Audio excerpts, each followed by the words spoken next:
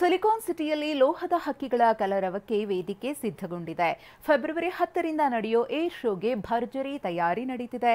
ಇದರ ನಡುವೆ ಕೇಂದ್ರ ರಕ್ಷಣಾ ಸಚಿವಾಲಯ ಮತ್ತು ಬಿಎಂಟಿಸಿ ಒಪ್ಪಂದವೊಂದು ಏರ್ ಶೋ ಕಣ್ತುಂಬಿಕೊಳ್ಳೋಕೆ ಹೋಗೋರಿಗೆ ಖುಷಿ ಸುದ್ದಿ ಕೊಟ್ಟಿದೆ. ಈ ಕುರಿತ ಕಂಪ್ಲೀಟ್ ಡೀಟೇಲ್ಸ್ ಇಲ್ಲಿದೆ.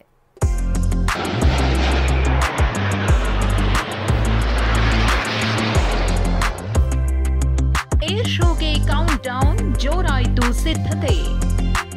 ಜಿಕೆವಿಕೆಯಲ್ಲಿ ಪಾರ್ಕಿಂಗ್, ಬಿಎಂಟಿಸಿಯಿಂದ ಉಚಿತ ಬಸ್.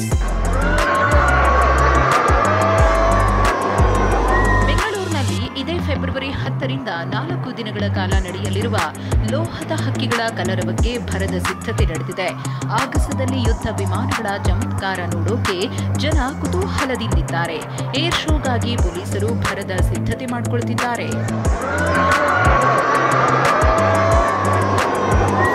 2019ರಲ್ಲಿ ವಾಹನ ಪಾರ್ಕಿಂಗ್ ಜಾಗದಲ್ಲಿ ಕಿಡಿಗೇಡಿಗಳಿಂದಾಗಿ ಬೆಂಕಿ ಹೊತ್ತುಕೊಂಡು ಸುಮಾರು 300ಕ್ಕೂ ಹೆಚ್ಚು ವಾಹನಗಳು ಸುಟ್ಟು ಭಸ್ಮವಾಗಿದ್ವು.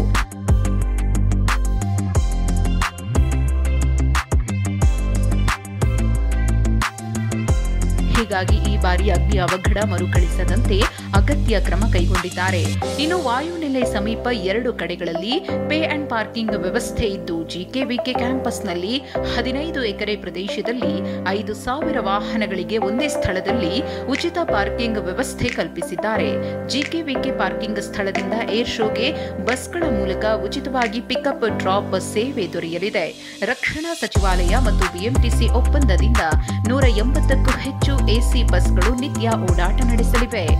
ದಿನಾಂಕ 10 ಫೆಬ್ರವರಿಯಿಂದ 14 ಫೆಬ್ರವರಿವರೆಗೆ ಪ್ರತಿಷ್ಠಿತ ಏರೋ ಇಂಡಿಯಾ 2025 ನಡೆಯಲಿದೆ.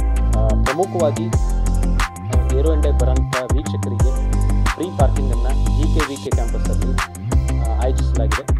ಅಲ್ಲಿ ಬಿಎಂಟಿಸಿ ವತಿಯಿಂದ ಫ್ರೀ ಶಟಲ್ ಎಸಿ ಬಸ್ಸಸ್ ಕೂಡ ಮಾಡಲಾಗಿದೆ. ಎಲ್ಲ ವೀಕ್ಷಕರು ಎಲ್ಲರೂ ಇದನ್ನು ಸದ್ಬಳಕೆ ಮಾಡ್ಕೋಬೇಕು, ಸದುಪಯೋಗ ಮಾಡ್ಕೋಬೇಕು.